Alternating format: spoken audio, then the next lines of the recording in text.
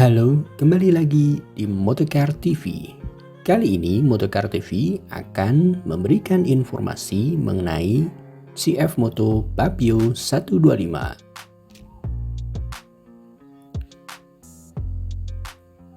CF Moto Papio adalah jenis sepeda motor khusus yang dirancang untuk semua orang. Papio 125 merupakan kendaraan yang terjangkau, namun memiliki kualitas yang cukup mumpuni baik dari segi mesin maupun fitur.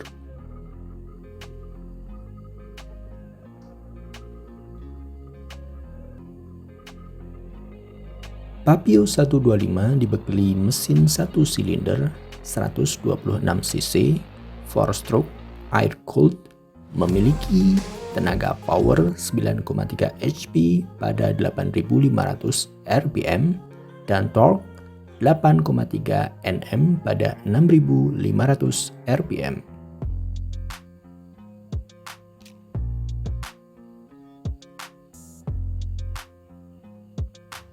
Motor ini memiliki komponen premium termasuk suspensi depan teleskopik dengan travel 109 mm. Monoshock di bagian belakang dengan 5 penyesuaian yang dapat di-setel.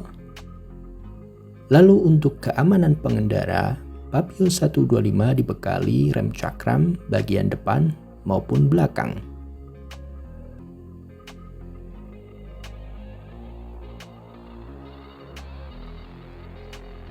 Motor ini terbilang kecil sehingga praktis dan mudah dirawat.